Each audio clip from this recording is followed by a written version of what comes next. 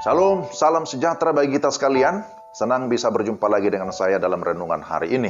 Mari kita berdoa sebelum kita membaca dan merenungkan firman Tuhan.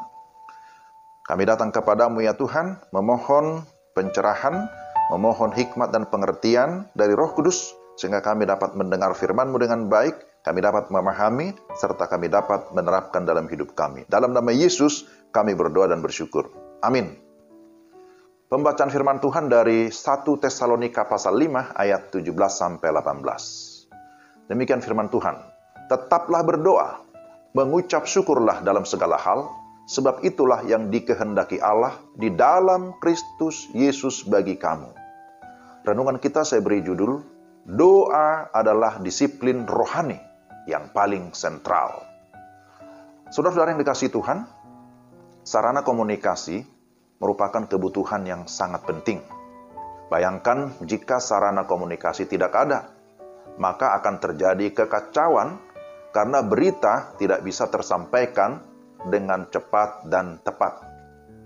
Jadi, peran komunikasi jelas begitu sentral dalam berbagai bidang kehidupan kita. Bagi kita orang percaya, doa juga memiliki peran yang sentral.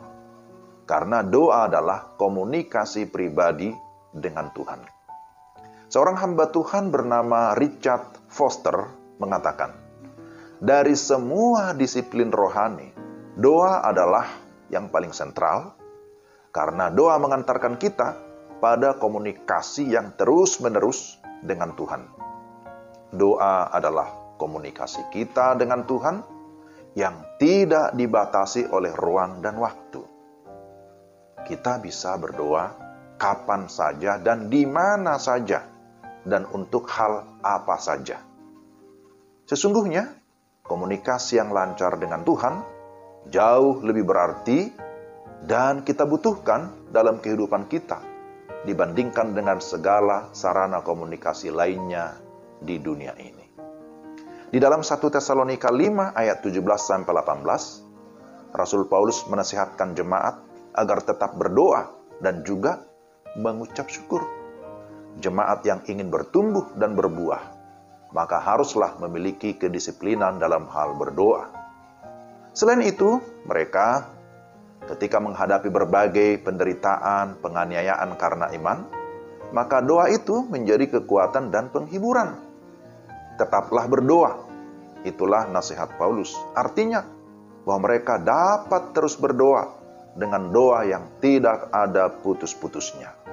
Mereka dapat terhubung kapan saja dengan Tuhan. Komunikasi yang lancar dengan Tuhan tidak hanya berlaku untuk jemaat Tesalonika, tetapi setiap orang percaya memiliki jalur hubungan yang bebas hambatan dengan Tuhan.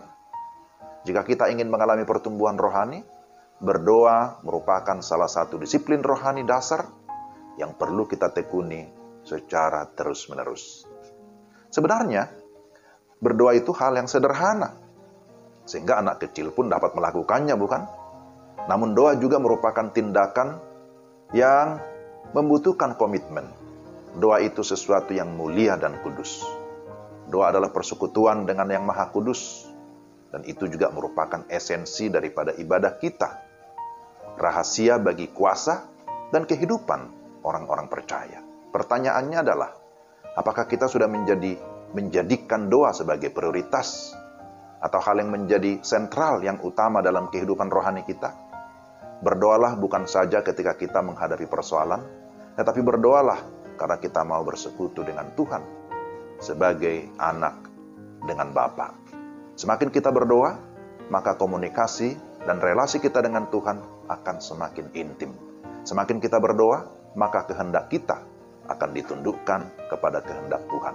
Semakin kita berdoa, Tuhan disenangkan dan kita pasti diberkati. Jadi, tetaplah berdoa. Tuhan, terima kasih untuk firman-Mu. Tolonglah kami supaya kami dapat mengerti dan melakukan di dalam kehidupan kami sehari-hari. Dalam nama Yesus kami berdoa. Amin.